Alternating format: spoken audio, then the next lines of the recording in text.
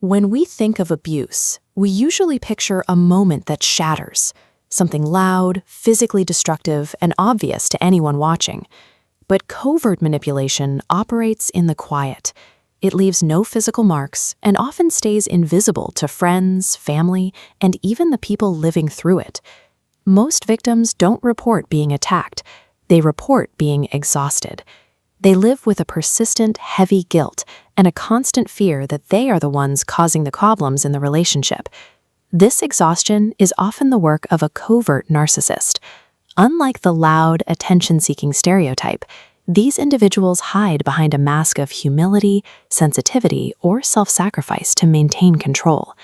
The confusion you feel is the mechanism that keeps the trap functioning. It is the specific result required to keep you questioning your own reality. Covert narcissists are driven by a deep, fragile insecurity to protect themselves. They must extract emotional supply, attention, sympathy, or control from those around them. To ensure that supply remains available, the relationship relies on a mechanism known as a trauma bond. The bond is forged through intermittent reinforcement. It's an unpredictable cycle, swinging between cruelty and flashes of affection. During the punishment phase, their coldness triggers panic. Cortisol floods your system, keeping your brain in fear.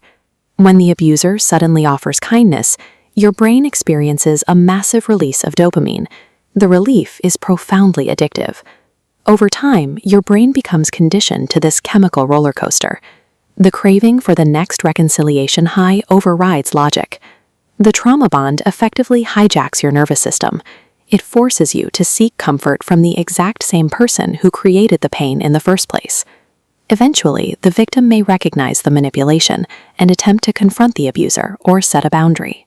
In response, the abuser will deploy a specific defense system to neutralize the threat. It's an algorithm called DARVO. First, they deny. They reject that the event ever happened, forcing you to doubt your memory. Second, they attack. They pivot the conversation to focus on your credibility, your tone, or your sanity. Finally, the abuser reverses the roles. They claim your attempt to hold them accountable is an act of abuse against them. DARVO isn't meant to win an argument. It's meant to create cognitive dissonance.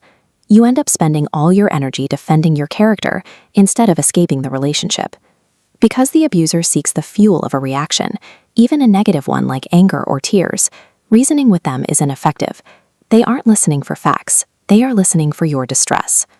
To dismantle the trap, you have to cut off the supply. This is known as the gray rock method. You become as uninteresting and unresponsive as a rock. You provide neutral, brief, factual answers, giving them nothing to latch onto. Be aware, cutting off supply triggers a phase called an extinction burst. When usual tactics stop working, the abuser escalates. They try harder, louder to get the reaction they crave. They cycle rapidly through confusion, desperate love bombing, and finally, intense rage. This behavior spike is a measurable sign that emotional starvation is effectively cutting off their control. Maintaining detachment during an abuser's escalation is incredibly difficult. It requires you to ignore the urge to defend yourself. The goal is not to win the relationship, but to break the neurobiological cycle and exit the trap for good. Healthy relationships don't require you to walk on eggshells. By understanding the invisible architecture of this manipulation, you take back the power to choose your own reality.